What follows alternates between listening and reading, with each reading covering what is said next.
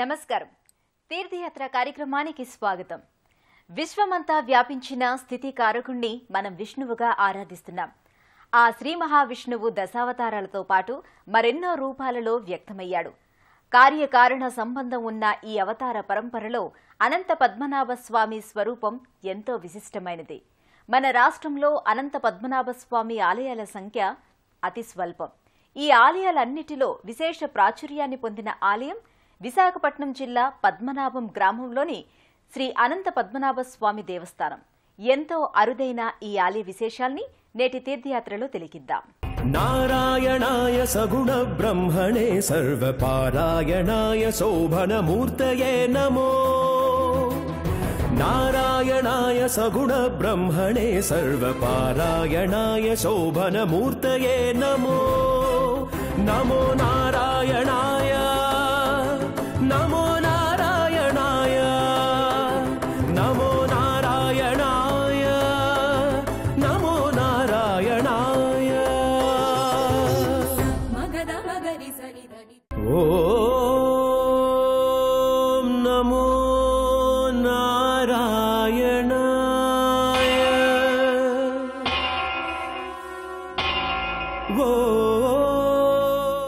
బ్రహ్మ, విష్ణు, మహేశ్వరులలో విష్ణువు స్థితికారకుడు. ఇతనే ఆది, మధ్య, అంతం లేనివాడు. కాబట్టే ఆయన అనంతుడయ్యాడు. అలాంటి అనంతుడి నాభి నుంచి పద్మం ఉద్భవించింది. ఆ పద్మంలో నుంచి బ్రహ్మ ఆవిర్భవించాడు. బ్రహ్మ అక్కడి నుంచే సృష్టి చేస్తుంటాడని పురాణ కథనం. ఈ నేపథ్యంలో విష్ణువుకు పద్మనాభుడనే నామంత్రం ఉంది. అనంతుడైన పద్మనాభుడు కాబట్టి స్వామి అనంత పద్మనాభుడయ్యాడు. ఈ స్వామి నెలకొన్న క్షేత్రం ఆయన పేరిటే పద్మనాభ క్షేత్రమైంది. ఈ సన్నిధిని దర్శించుకున్న భక్తులు ఆధ్యాత్మిక, మానసిక ఉల్లాసానికి పాత్రులవుతారు.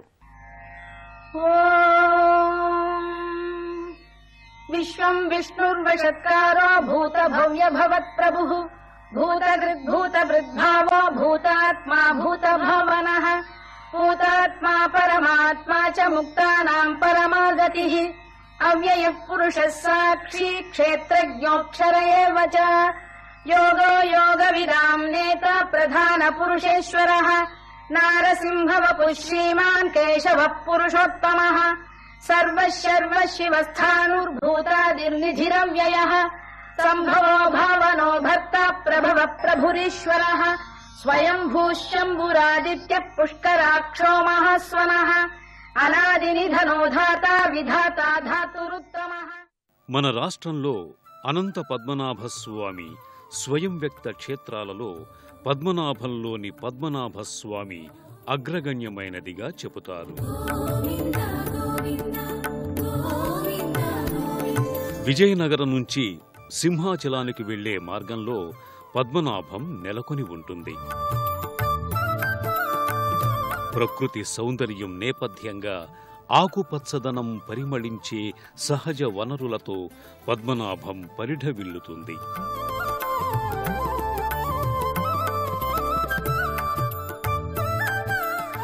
ఈ పద్మనాభ గ్రామంలో కొండపై నిండుగా శ్రీ అనంత పద్మనాభ స్వామి ఆలయం వేంచేసి ఉంటుంది. ఉత్తరాంధ్ర ప్రాంతంలోనే కాక రాష్ట్రంలోని పద్మనాభ క్షేత్రాలలో ఇది అద్వితీయమైనది.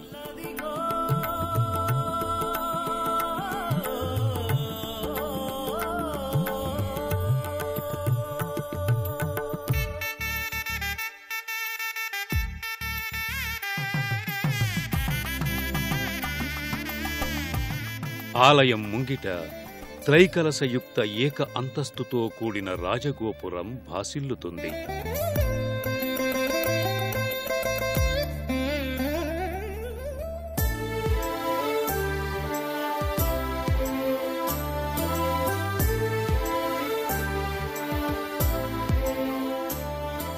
అనంత పద్మనాభ స్వామి ఆలయానికి చేరుకోవాలంటే కొండ దిగువ నుంచి ఎగువకు మెట్ల మార్గం ద్వారా వెళ్ళాలి.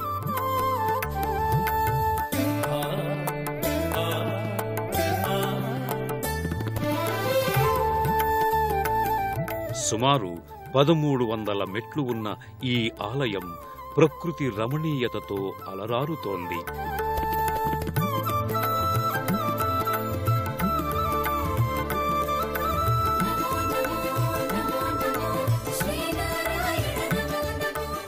తూర్పు కనుమలలో శోభస్కరమైన అటవీ సంపదతో ఈ ఆలయ పరిసరాలు భక్తుల్ని ముగ్ధుల్ని చేస్తాయి. ప్రకృతికాంత పులకిత యామిని అయి అణువణువు నిండి ఉన్న విష్ణురూప అనంత పద్మనాభస్వామిని సేవించుకుంటున్నట్లుగా ఇక్కడి పరిసరాలుంటాయి. మెట్ల మార్గం ద్వారా భక్తులు స్వామి ఆలయానికి చేరుకుంటూ మార్గమధ్యంలో ప్రకృతి శోభని తిలకిస్తూ పులకించిపోతారు. శ్రీహరివాసము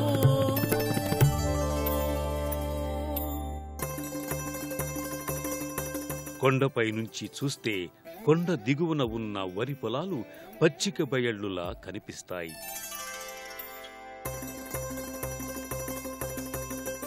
దిగువన ఓ వర్ణాన్నవ సీమ ఆవిష్కారమవుతుంది.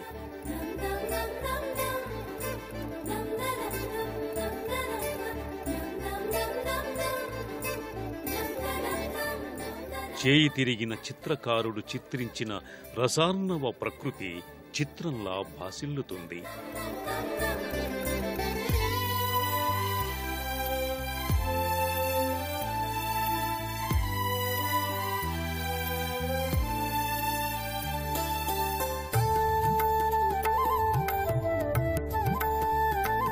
ప్రధాన ఆలయంపై విమానం నెలకొని ఉంటుంది.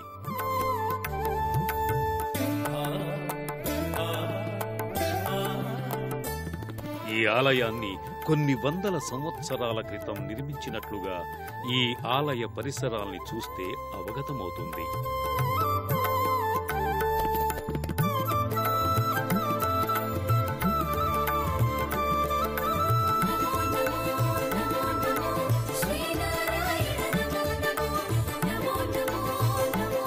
ప్రధాన ఆలయం ముంగిట స్తంభ సమన్వితమైన సువిశాలమైన ముఖమంటపం ఉంటుంది.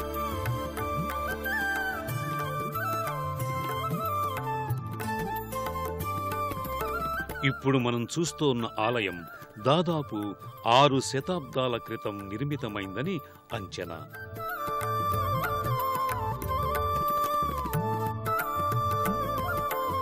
ఎన్నో శతాబ్దాల క్రితం నిర్మితమైన ఈ ఆలయంలో పద్మనాభస్వామి అవ్యక్త రూపునిగా గోచరమవుతాడు.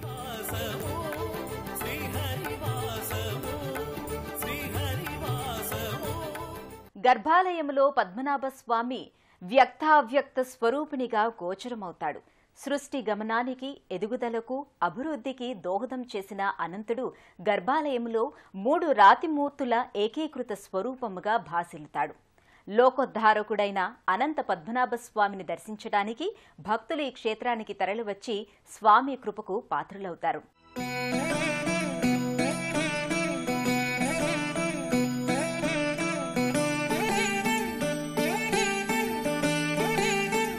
గర్భాలయంలో నేలకు సమతలంగా ఏకీకృత నల్లరాతిపై స్వామి భాసిల్లుతాడు. ఈ స్వరూపంపై తిరునామం, శంకుచక్రాలు తీర్చిదిద్ది ఉంటాయి. స్వామి స్వయంభువుగా ఈ శిలాకృతిగా ఆవిష్కారమయ్యాడు. కలియుగమెటులైన కలదుగా నీ కరుణ. మూల విరాట్కి దిగువన రాతితో తీర్చిదిద్దిన అనంత పద్మనాభస్వామి మూర్తి భాసిల్లుతుంది.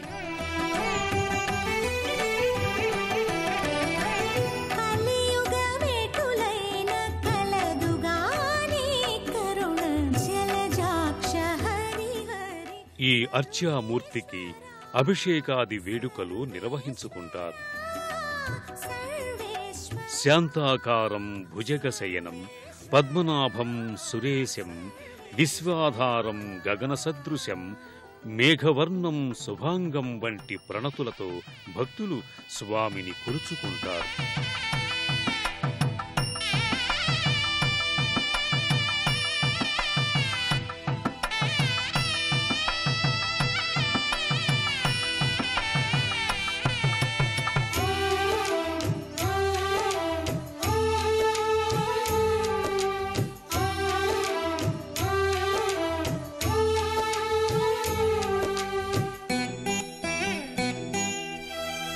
పద్మనాభ క్షేత్రంలో అనంత పద్మనాభ స్వామి వ్రతాన్ని భాద్రపద శుద్ధ చతుర్దశి నాడు ఘనంగా నిర్వహిస్తారు.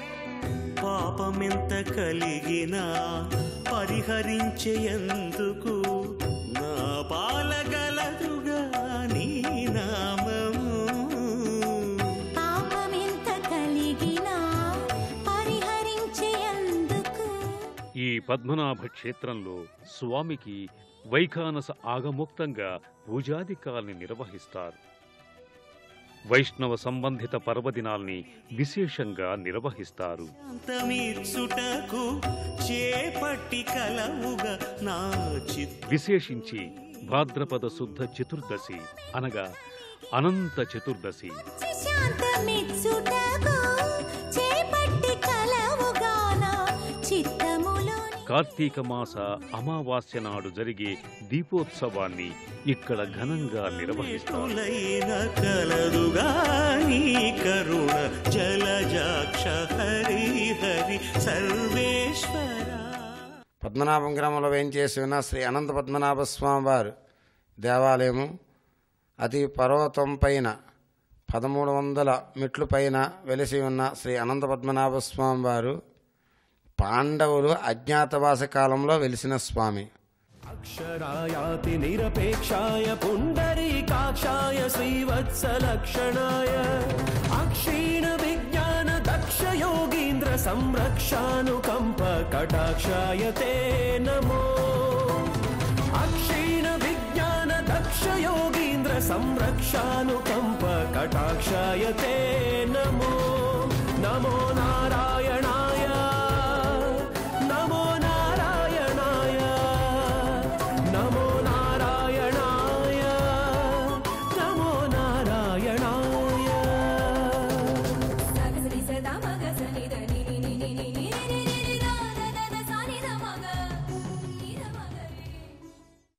పద్మనాభంలో పాండవుల కొండ దిగువన కొండ పాదపీఠంలో శ్రీ కుంతి మాధవస్వామి శ్రీ భూనీల సమేతంగా వేంచేసి ఉంటాడు. ద్వాపర యుగంలో పాండవులు కొండపై అరణ్యవాసం పూర్తి చేసి అజ్ఞాతవాసానికి తరలి వెళ్లారు. ఈ తరుణంలో పాండవుల తల్లి కుంతీదేవి తమ కుమారుల అజ్ఞాతవాసానికి వెళ్లారని చింతాక్రాంతురాలై 5 క్షేత్రాలకు వెళ్లి పంచమాధవుల్ని ప్రతిష్ఠించింది. ఈ పంచమాధవ క్షేత్రాలలో పద్మనాభంలోని కుంతీమాధవ స్వామి ఆలయం 5వదిగా చెబుతారు. గోస్తనీ తీర వాసాయాం మాధవాయ మహాత్మనే శ్రీభూనీళా సమేత అనంత పద్మనాభాయ నమః.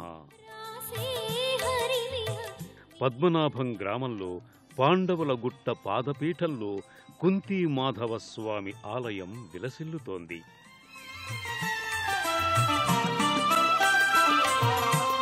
జలద పటల చలదిందు వినిందక చందన బిందులలాటం పీన పయోధర పరిసర మార్దన నిర్దయ హృదయ కవాటం. గర్భాలయంలో స్వామి సుందరమూర్తిగా స్థానక భంగిమలో వేంచేసి ఉంటాడు. చతుర్భుజునిగా సంపూర్ణ రజత కవచాలంకృతుడై తేజరిల్లుతాడు.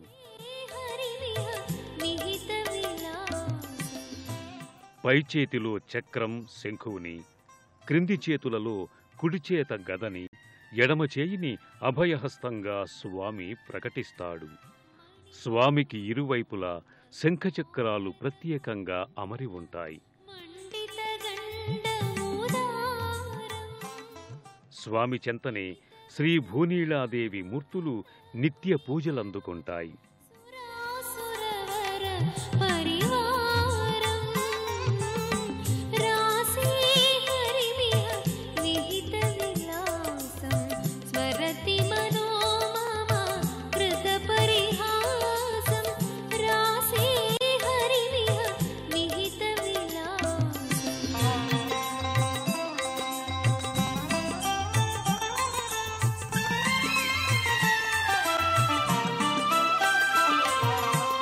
విశద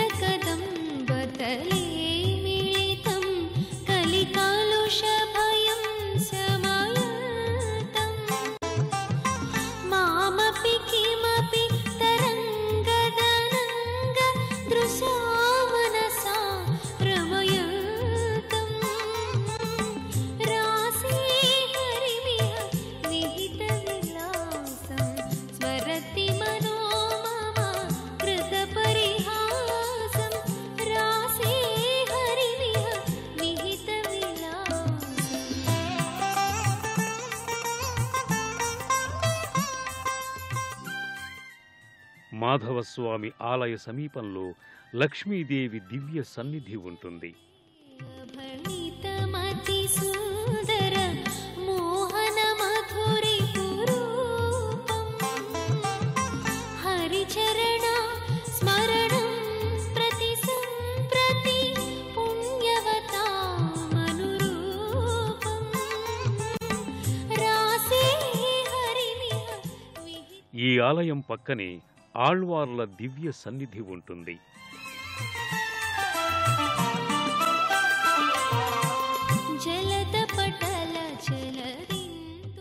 వైష్ణవ మతోద్ధారకులైన 12 మంది ఆళ్వార్ల మూర్తులు ఇక్కడ పూజలందుకుంటాయి.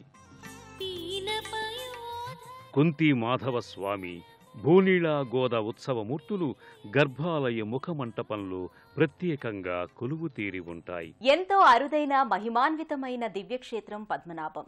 కొండపైన అనంతుణ్ణి, కొండ కింద మాధవుణ్ణి భక్తులు ఏకకాలములో దర్శించుకుని తరిస్తారు. ఇక్కడ పద్మనాభంలో కొండ దిగువన శ్రీ శ్రీ కుంతిమాధవ స్వామివారి సన్నిధి ఉంది. ఈ పద్మనాభ స్వామివారి దేవస్థానంలో 3 ఉత్సవాలు జరుగుతుంటాయి, 2 తీర్థాలను. ఒకటి భారతభద్ర శుద్ధ చతుర్దశి రోజునాడు అనంత జయంతి జరుగుతుంది. 2 కార్తీక బహుళ అమావాస్య రోజునాడు సహస్ర దీపాలంకరణ ఉత్సవం జరుగుతుంది. 3 పాల్గొన శుద్ధ ఏకాదశి లగాతూ బహుళ పాద్యం వరకు కళ్యాణ ఉత్సవాలు జరుగుతుంటాయి. హరి నీ ప్రతాపమున కడ్డమేది లోకమున సరివేరి నీ కుమరి సర్వేశ్వర. హరి నీ ప్రతాపమున కడ్డమేది లోకమున సరివేరి నీ కుమరి సర్వేశ్వర. హరి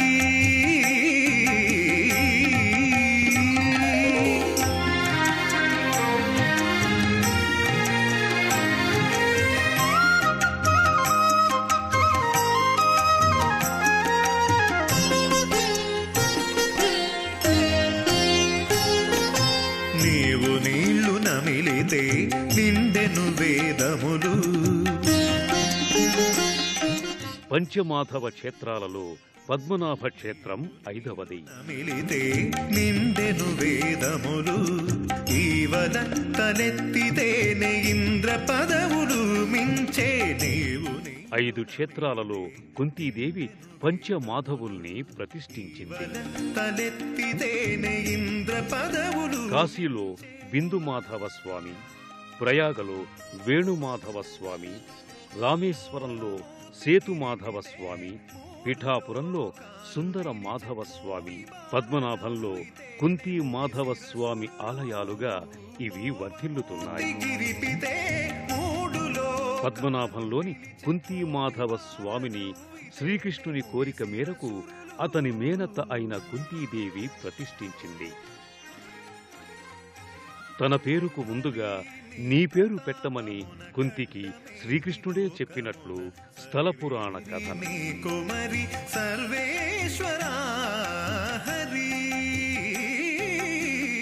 అందువల్లే ఈ స్వామి కుంతి మాధవ స్వామి అయ్యాడు. పద్మనాభంలో నెలకొన్న అనంత పద్మనాభ స్వామి, కుంతి మాధవ స్వామి వార్లను దర్శిస్తే సుఖ సంతోషాలు సిద్ధిస్తాయి, నాగదోషాలు నివారితమవుతాయి, అష్టైశ్వర్యాలు కలిగి ఆయురారోగ్యాలు చేకూరతాయని భక్తుల నమ్మకం.